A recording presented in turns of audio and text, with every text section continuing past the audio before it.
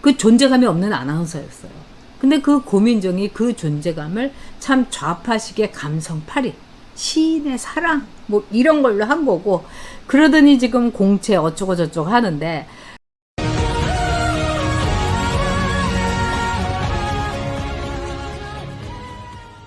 오늘의 첫 번째 주제는 보수의 고모 고민정 너무 고맙다 이겁니다.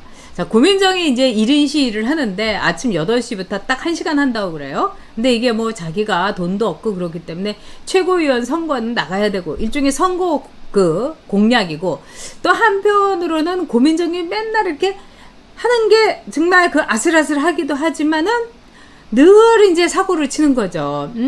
뭐 이렇게 울고 뭐 이렇게 자고 뭐 이러면서 사람들의 그냥 감성팔이를 통해서 웃음거리밖에 만들지 못했어요. 근데 더 기가 막힌 거, 지난번에는 이제 고민정이 그 산자 위에 있던 거예요. 그러니까 뭐 고민정이 산자 위에서 과연 무슨 그 역할을 할까? 저는 정말 물음표 한 300개 꽂겠습니다. 그런데 고민정이 자기가 이 산자위 준비를 하면서 막 밥 먹을 시간도 없이 이렇게 먹는다 이러면서 보좌관들하고 같이 이렇게 한 상 차려놨어요. 근데 뭐 김밥, 뭐 튀김, 뭐 이런 거 있는데 거기 떡볶이가 있는 거예요. 근데 저도 뭐 그런 거 해봤죠. 그런데 여러분들한테 말씀드리지만은 정말 밥 먹을 시간도 없이 뭐 자료 보고 이래야 되면은 떡볶이는 시킬 수가 없어요. 왜?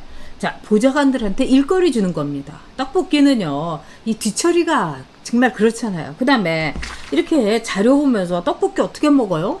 국물 떨어질 수도 있고 옷에 떨어질 수도 있고, 그래서 떡볶이는 금지식품이에요. 근데 이것들이 뭐 국민 세금으로 다 시켜 먹으면서 김밥에 튀김에 뭐 어묵에 떡볶이, 제가 이걸 보면서 아, 이거 쇼질하는구나 딱 알았어요. 정말 이 바쁜 사람들이 여러분 떡볶이를 어떻게 시켜 먹습니까?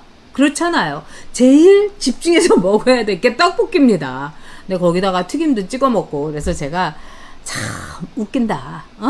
정말 이거는 웃기는 정말 짓이다. 그리고 왜 이렇게 머리가 나쁘고 이렇게 안 돌아갈까 이랬는데, 그 떡볶이 사건부터 시작을 해가지고 1인 시위까지 역시 고민정입니다. 네, 번 보고 막 기자들이 얘기하더라고요.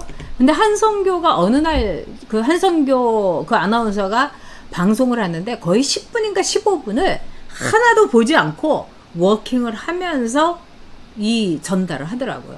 한자도 틀리지 않고 정말 매끄러운 거예요. 그래서 와, 물건이다, 인물이다, 제가 이렇게 얘기했어요. 그래서 한성교도 톱이 됐던 거고, 이 정도 돼야지 영입이 되는데, 사실 이 고민정은요, 뭐 자기가 남편한테 5번이나 먼저 이 프로포즈를 했다. 그런 뒤에 무슨 KBS 논픽션 뭐 아나운서와 시인의 사랑 뭐 이런 거에 나오고, 그리고 온갖 프로에 나와갖고 자기 남편이 어떤 희귀병을 앓고 있고, 그래서 뭐 우리는 뭐 손 꼭 잡고 자고, 아니 손을 잡고 자건 손을 떨치고 자건 그런 사생활을 왜 얘기합니까? 근데 뭐 하여튼 그런 식인 거예요.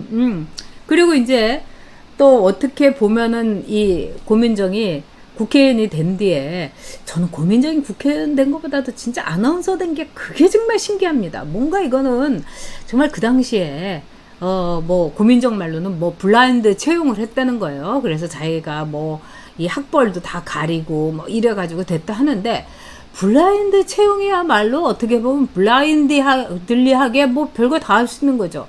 정말 그때 왜 고민정이 어떻게 해서 합격했나, 정말 여러 가지 자료 제가 있으면은 자료 청구해서 보고 싶은 마음이 있을 정도입니다. 하도 신기해서요. 근데 이 고민정이 시인과 결혼한 아나운서, 이걸 가지고 막 스토리를 만든 거예요. 그러니까 문재인과 좌파들이 뭐 이런 고민정을 뒤에 병풍으로 세놓고 뭐 문재인 수행하고 그러면은 사람들이 저 순정파 순애보, 뭐 문재인도 순애보 뭐 이러면서 이제 물들어갈 거다, 뭐 이런 걸 노린 거죠. 좌파들의 정말 감성파를 해서, 고민정은요 사적 채용도 아까워요. 고민정은 숨결 채용이다, 이렇게 볼 수 있는 겁니다. 이 아나운서실은 제가 이렇게 그 아나운서의 친구들도 있고 이러는데 딱 2가지로 갈려요. 굉장히 끼가 많아서 예능 쪽으로 막 하는 아나운서들, 정말 이렇게 연예인 못지않은 끼가 많은 아나운서들. 그 다음에 2번째는 딱 아나운서로서의 품격과 품위를 얘기하는 뉴스에 맞는 아나운서들. 그래서 이게 어떻게 보면 투탑이에요. 그래서 뭐 최은경 씨 같은 경우는 참 끼도 많았고, 또 임성민 아나운서도 지금 이제 탤런트가 됐지만은 굉장히 뛰어난 아나운서였어요. 그리고 이제 뉴스로서는 뭐 신은경 씨라든가, 그다음에 뭐 제가 아무리 생각해도 이상하지만은 문재인 대통령 쪽에서 쭉 뭐 노무현 학교장을 하는 유정아 아나운서라든가, 뭐 유정아 아나운서도 되게 멋쟁이고 명품 좋아하고 그러는데 정말 거기 강남 좌파라는 생각이 들어요. 또 이규현 아나운서, 뭐 이런 이제 정통파 뉴스 아나운서들이 있고 이러는데, 문제는 뭐냐? 고민정이는 그 어느 쪽에도 속하지 않았다는 거죠. 그리고 뭐 특별히 뭐 대단하게 맡은 뉴스도 없고 정말 그 존재감이 없는 아나운서였어요. 근데 그 고민정이 그 존재감을 참 좌파식의 감성팔이, 시인의 사랑, 뭐 이런 걸로 한 거고, 그러더니 지금 공채 어쩌고 저쩌고 하는데, 참 우리는 이 아주 바삭하게 보잖아요. 그러니까 참 되게 처음에는 조금 실소가 나오던데 네. 저를 두고서도 당신도 결국은 공채인 줄 알았다 뭐 그렇게 얘기하죠. 그러니까 비아냥되던데요. 저 그 당시 나름 꽤 검색하면 이름이 많이 나오던 사람이었습니다. 네. 제가 네. 방송만 14년을 했었고요. 능력들이 인정을 받아서 인재 영입이 됐던 케이스였죠. 비교를 하려면 좀 제대로 하든지 아직 정신 차리려면 멀었나 하는 생각도 좀 들죠.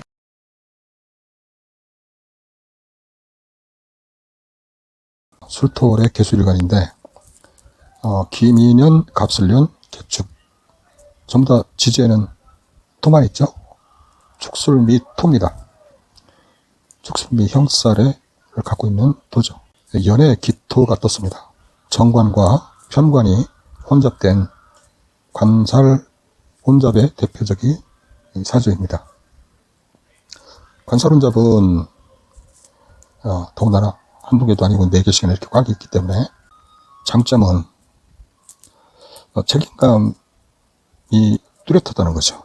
스스로를 못 살게 하는 압박형이고, 또한 불안 증세, 강박증이 있습니다. 관살 혼잡은 북한산을 올라가는 게 아니고 히말라야 산이나 이런 큰 산을 올라가겠다는 큰 의지를 품고 있습니다. 이게 잘못하면 실패수가 많죠. 관살 혼잡된 사람들이 뜻이 너무 크기 때문에 그렇습니다. 어느 정도에서 만족을 하고 중도에 하산할 줄 알아야 되는데 끝이 없습니다. 만족을 모르고 또 일복이 많아서 본인은 언제나 정신적으로 스트레스가 많습니다. 쉬어도 쉬지 않고 놀아도 늘 불안하며 즐기면서 놀지도 못하고 주변 사람들을 힘들게 하고, 또 여자이니까 남편을 피곤하게 하는 거죠. 그런데 이 사주에서 가장 주목할 것은 유일하게 하나 있는 딱 저 간목입니다. 근데 간목이 상관이죠. 상관인데 편관을 하고 합을 하고 있습니다. 보통 상관을 가지면 남편들이 상당히 힘들죠.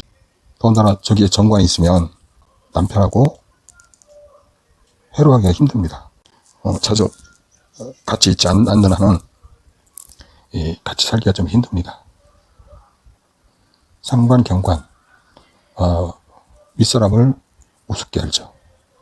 그러나 다행히 이 사주는 편관을 갖고 있습니다. 더군다나 편관하고 합도 되어 있어요. 편관의 잘못된 점, 편관이 필요한 점, 이런 것들을 상관이 가서 협상을 해서 내가 뭐 해줄게. 대신 당신도 나한테 뭘 해줘라. 이 암흑 속에 협상꾼이 되는 거죠. 그래서 저 상관이 결국은 기회를 보고 있는 겁니다. 상대방이 취약할 때, 나를 필요로 할 때 계속 상관이 그런 기회를 노립니다. 39대운에 무인대운이 왔죠. 무인대운에서 결국은 이분이 무계합에 성공했습니다. 그게 39세지만 대운은 보통 1년 정도 먼저 옵니다. 6개월이나 1년 정도 먼저 와요. 그래서 무계합이 돼서 새로운 변화가 온 거죠. 이 사주에 필요한 게 절대적으로 화입니다. 그래서 19살 때 병자대운 때가 가장 좋았을 겁니다. 그러나 무게합도 부여 못지 않습니다. 일단 추위를 막아주는 게 붙어거든요. 무게합, 갑기합, 합이 천간의 모든 게 합으로 돼 있죠. 아마 이때 김정숙 여사나 아니면 문재인 마음에 들었겠죠. 그래서 이분이 드디어 출세 가도를 이때부터 달리기 시작하죠. 그래서 청와대 부대변인인가요? 청와대 인재영입 1호로 해서 처음에 들어갔고, 그 다음에 대변인까지 하고, 그 다음에 국회의원 선거까지 나와서 지금 국회의원까지 하고 있습니다. 이 사람이 왜 이런 행동을 하고 있느냐라는 것입니다. 이 목에 중심을 둬야 된다, 목에. 그런데 지금 무인대운에서 벌써 인목이 작동을 하고 있습니다. 간목이 상당히 힘이 세졌습니다, 지금. 간목이 상관이라고 그랬죠. 상관인데 저놈이 또 편관하고 합의되어 있습니다. 자기가 모시는 사람을 위해서 자기의 최대의 노력을 하는 거죠. 합을 하려고. 자기가 거기다 맞추려고 노력을 하는 겁니다. 저 사람이 그럼 날 알아주겠지. 그러나 상관은 겉을 많이 봅니다. 그래서 깊이 있게 속까지 제대로 들여다보지 않고 겉만 보고 말을 할 수가 있죠. 그래서 상관을 하면 처음에는 말이 그럴듯한데 앞뒤 다 따져보면 상관의 말은 모순점이 많습니다. 남들이 이제 이분의 모든 행적이 다 오픈되어 있지 않습니까? 확인해보면 이분이 언행인치가 되는지, 또 이분의 말이 논리에 맞는지, 이런 것들을 잘 분석할 수 있죠. 그러나 상관으로서는 깊이 안 보인다. 오히려 식신으로 봐야지. 식신으로 보면 못 당합니다. 그러나 상관으로 봤기 때문에 허술한 점이 있어요. 그 허술한 점들이 지금 다 드러나고 있는 거죠. 그러나 갑기합되어 있기 때문에 누구를 위해서, 자기가 모시는 사람을 위해서 충성을 다하려는 선제적 노력을 하고 있는 겁니다. 일간이 약한 사주는 건강에 위험합니다. 그래서 나이 60 정도 이후에 건강이 많이 약화될 겁니다. 그래서 건강을 좀 챙기면서 일을 해야 되는데 이렇게 관이 많으니까 해야 될 일이 많죠. 그래서 그런 자기 쉴 틈이 없습니다. 더군다나 또 이게 인성이 또 약하지 않습니까? 술토 속에, 축토 속에 지장간에 이제 조금씩 들어있는데 인성이 약하기 때문에 이분 얼굴 표정에서도 좀 비장한 그런 게 좀 드러나 있지 않습니까? 혼자 1인 시위도 하고 관이 많은, 또 관이 혼잡된 이런 사주의 대표적인 케이스인데, 의기는 가상하다. 그러나 그것을 식신으로 발휘할 거냐, 상관으로 발휘할 거냐에 따라서 그 성향이 많이 틀려집니다. 고민정 씨, 저도 고민정 씨를 많이 다루는데 어떤 때는 다룰 가치가 있을까 하고 많은 경우도 많습니다. 개인적으로 봐서는 건강을 좀 챙겨야 되고 휴식을 좀 하셔야 되고 친구나 주변인들에게 그 일을 좀 나눠주고, 그렇게 해야지 본인이 오래 행복하게 잘 사는 길입니다. 그러나 이 성격대로 살다가는 이분이 건강이 해칠 수 있습니다. 더군다나 무인대운에서는 이 상관이 워낙 기가 세기 때문에 다음에 국회의원 한번 해보려고 저 기토와 합을 해서 해보려고 엄청난 지금 노력을 하고 있습니다. 다음에 기묘대운 가면은 걸쳐버지죠. 관이, 내 상관이 다른 관하고 또 합을 하려고 그러니까 이 합이 불합이 되죠. 그래서 48 되면은 좀 골치 아파집니다. 1년 운을 봐도, 내년 지나고 내후년이 성공인데, 갑진전에도 안 될 것 같은데요. 상관이 또 오죠. 관하고 합의 불합이 될 것 같습니다. 또 진술충이 다 이루어지죠. 배신 배반이 이루어지죠.